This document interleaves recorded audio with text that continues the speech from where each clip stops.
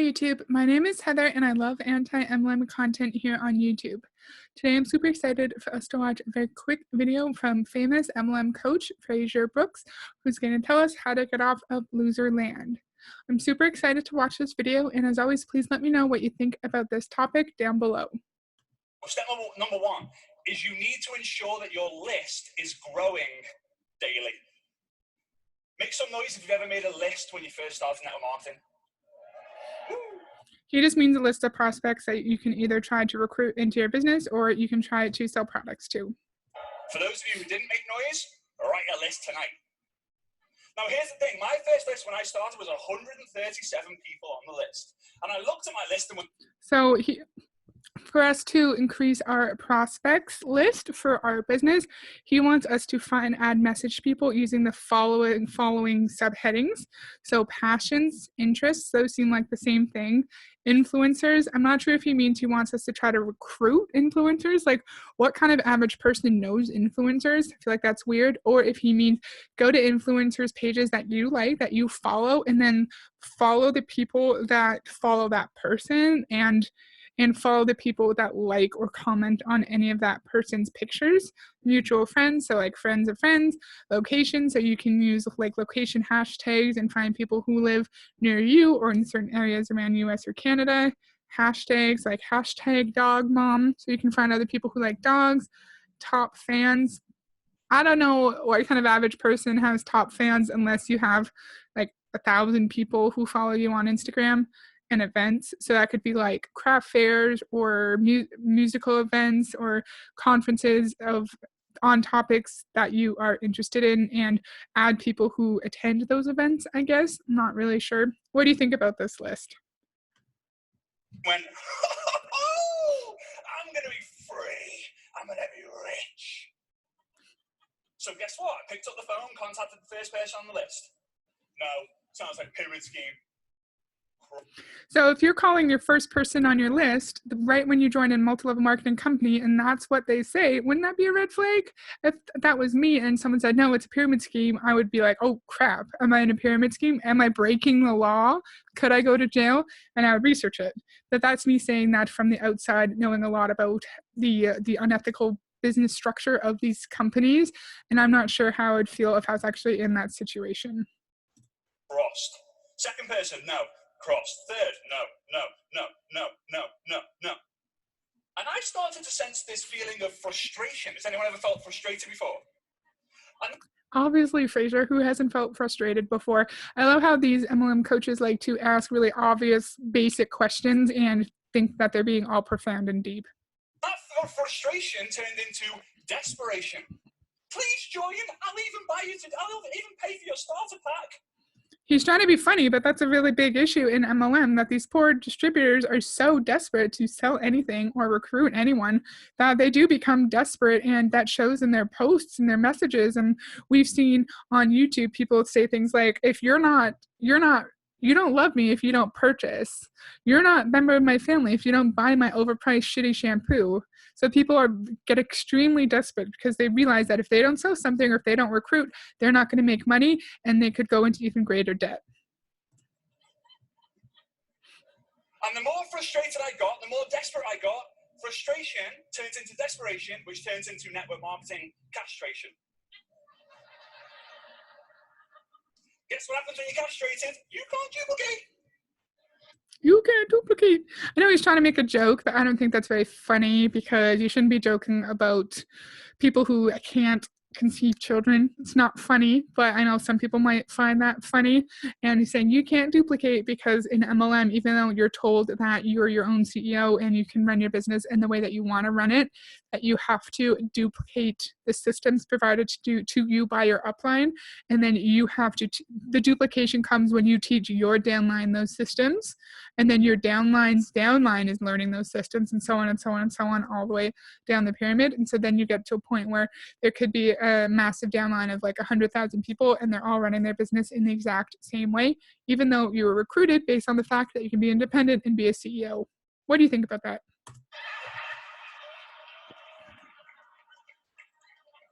So here's the thing. If your list is dying, your business has a limit. If your business is growing, your business has no limit. And if your business has no limit, your income can have no limit. So who wants a no-limit business? Who wants an unlimited business? So if your list is dying, your business has a limit. So a long time ago, we watched an Eric Worre video where he told us that we have to add to our list like every single day. And makes me a little bit stressed because now like I don't talk to people every single day. And the people I do talk to, they're like at work or my fiance, my parents, some friends, but they want you to add people to your network constantly. So doing what he was just telling us, finding influencers, people with the same interests, people online that you feel like you can connect to, although I don't think that matters at all. Finding those people and adding to your network over and over, or like new people that you meet at work, or like the nice cashier at the grocery store, or like the barista at your Starbucks. You have to continually be looking for people to add to your prospect list at some point down the road. And you always have to have your radar up and looking like, oh, could this person be a prospect? Could this person be part of my downline? And I just think that's a really sad way of living and a really sad way of viewing your personal relationships.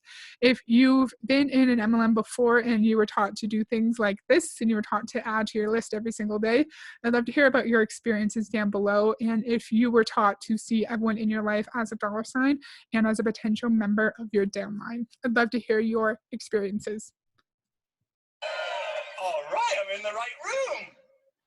So go to these places, go to people who have the same passions as you, interests as you, influencers, find them, add them. So he's actually saying go to influencers and try to recruit them, right? Someone with like 100,000 people isn't going to 100,000 followers, on their Instagram isn't going to notice if some random person with 100 followers messages them.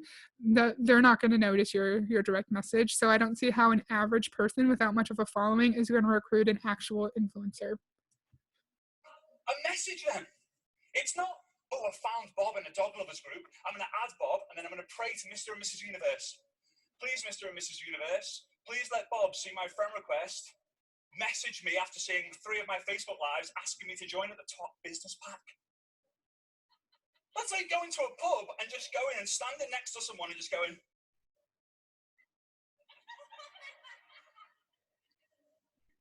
no, you speak first.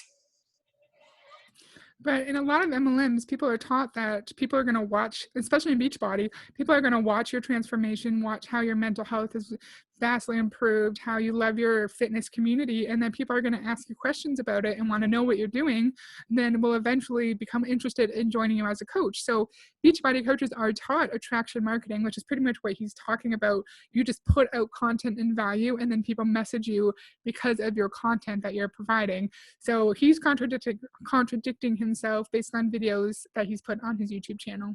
What do you think? Please, Mr. and Mrs. Universe, please see them hitting. No.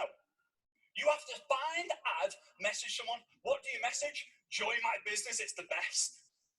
Best compensation plan ever. What's a compensation plan? No MLM would ever teach their distributors to lead with the compensation plan, because these companies don't want you to see the compensation plan or the income disclosure statement, because then you would see that the vast majority of people are making like $1,000 a year or less and are going into significant debt because of this company. And then if you also see compensation plan, you would know that you cannot find success unless you're outgoing enough to recruit hundreds of people who also recruit hundreds of people, and so on. Or if your personality is not suited to a sales position and you may not be comfortable talking to people you don't know all day online, if you see the compensation plan, you're going to know that it's harder than they say it is. And it's not just in the Beachbody context. It's not just being on your journey and showcasing it. And that's why you get paid. Specifically, you have to sell, or you have to recruit to make money. No, connect with them. So first step, I'm on Loserland. Step number 1, find, add, message. Now here's the thing, you've taken the first step across Loserland. Remember, guys? I think people who are scared to message people are on Loserland, according to Frazer Brookes. You're on Loserland. What I want you to do is I want you to say, don't do it. Don't do it. Now, if you're on Success Land, I want you to say, go for it. Don't do it. Here's the thing. I'm closer to Loserland, so it's... Look at all those people. This is an Eric Worre event. And I wonder how much those tickets were for each person. I feel like the people at the very front probably paid thousands of dollars. Louder in my head. So who do I listen to? Okay. I won't do it. I shouldn't be finding and adding and messaging strangers. That's just weird, isn't it? Meanwhile, Successland, they're going to Bora Bora on an all-expenses paid trip. So I have a few things to say. This is why I wanted to talk about this really quick video to begin with. I kind of agree with him, and I don't, of course, at the same time, on the broad sense.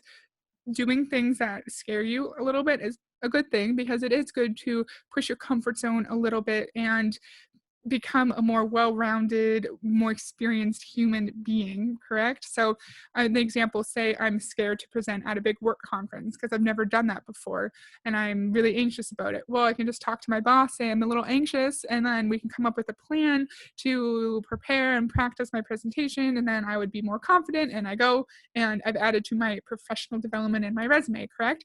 Or say you're scared to go to a party by yourself, but you want to do it anyways because you want to become more social. Or you're scared you're going to move across the country by yourself, but you're going to do it because it's a really good job, and you're moving for a really good job that would really benefit your career, right? And so there's cases where pushing yourself a little bit is healthy if it's going to benefit you in the long run, sorry. But where I draw the line is if I'm not going to get any value from forcing myself to do something, correct? So if a task is causing me a panic attack, or it's causing me extreme like stomach pain because I'm just so anxious about it, that means I shouldn't do it. So that means it's my body trying to keep me safe, trying to tell me, no, you don't need to do this. This is way outside of your comfort zone and it's not going to be of benefit or value to you. So get out of the situation. It's your body's way of keeping you safe. And MLM distributors are taught if they have these kinds of extreme feelings of doubt and anxiety surrounding inviting, that they just have to get over it. They just have to keep going. They just have to be positive and try to give the gift of their company to more and more people through invites. And people are taught, don't listen to your gut instincts, ignore it, and just focus on sharing the message. I think that's extremely toxic, and it could lead to very severe mental health struggles down the line. What do you think about that? Do you agree that sometimes you don't need to push yourself to do things you're uncomfortable about or scared by, because sometimes things aren't going to be viable to you, and that means you shouldn't do it, and you should stay home where your body feels safe? What do you think? Yeah, but I like going to the same pub on the same night with the same people buying the same drinks. No. Frazer, some people like their routine. What's wrong with that? And we've seen a video on this channel months ago when a Hyatt Beachbody coach was talking about all the trips she's going on and how she's living her best life because she's going on all these trips. Not everyone wants to run around the world and travel constantly. Some people just want their routine with their kids or their spouse, and they're good with their like nice relaxing routine. Do you know what I mean? Also, we all know those trips are bullshit.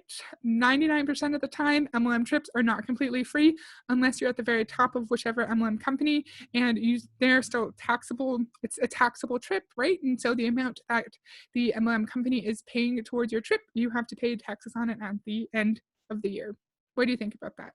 So that was a really quick little video today. I really wanted to talk about the last part about trusting your instincts, and if your gut is telling you not to invite people that you don't know on the internet to your pyramid scheme, that you should listen to it and you should move on and make sure that your body feels physically safe, because that kind of reaction where you're feeling the anxiety in a physical manner, it's your body's way of telling you to get out of that situation and become safe. Does that make sense?